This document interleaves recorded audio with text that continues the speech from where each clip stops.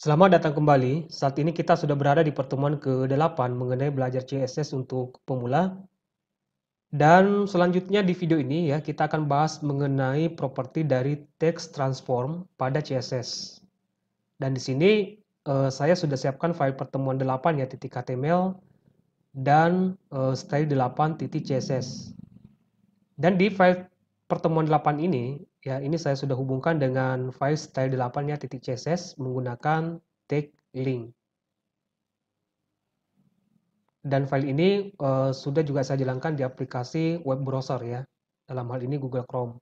Nah baik, di file HTML ini ya, pertemuan 8 ini, di sini saya sudah siapkan 3 buah paragraf ya. Ini paragraf pertama, dan di sini saya sudah buatkan kelas namanya kelas kapital. Lalu ini paragraf kedua dengan nama kelas uppercase, lalu paragraf ketiga dengan nama kelas lowercase. Ya, jadi kelas ini yang nantinya akan kita gunakan sebagai selektor pada CSS. Nah, kita akan coba properti yang pertama ya, yang terkait dengan text transform. Ya, kita fokus di paragraf pertama. Di style 8.css, di sini selektornya adalah kelas kapital. Lalu buka kurung kurawal untuk properti CSS-nya. Propertinya text transform. Lalu titik 2. Kemudian nilai dari properti transform ini kita akan coba yang pertama yaitu capitalize, lalu titik koma. Nah, sekarang kita akan kembali ke browser, kita akan lihat hasilnya. Kita fokus di paragraf pertama ini ya. Saya refresh sekarang. Nah, maka setiap awal kata ya dari paragraf pertama ini itu akan diubah ke huruf kapital. Ya, setiap awal katanya. Ya, jadi teks transform ya dengan nilai capitalize, maka teks tersebut ya dari awalnya huruf kecil ya akan diubah ke huruf kapital ya setiap awal katanya. Nah, yang kedua kita akan coba yang uppercase ya di paragraf kedua. Di sini selektornya adalah kelas uppercase. Ya, lalu buka kurung kurawal. Kemudian properti CSS-nya di sini text transform.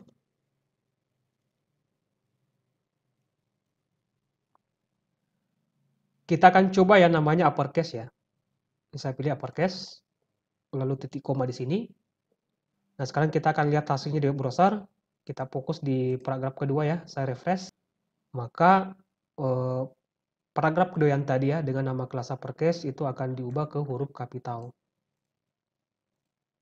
Lalu yang terakhir untuk paragraf ketiga di sini sudah ada kelasnya lowercase. Kita akan tes ini.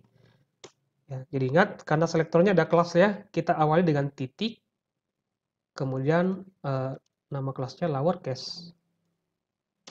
Lalu buka kurung kurawal, properti CSS-nya text transform. Kita akan coba yang lowercase. Ya, saya pilih lowercase, lalu titik koma. Nah, sekarang kita akan lihat hasilnya di web browser ya, khusus untuk paragraf ketiga. Ini saya refresh.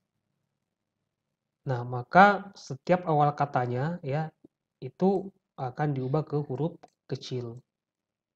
Ya, jadi itu 3 properti dari text transform. Ya, pertama ada capitalize, lalu ada uppercase, kemudian ada lowercase.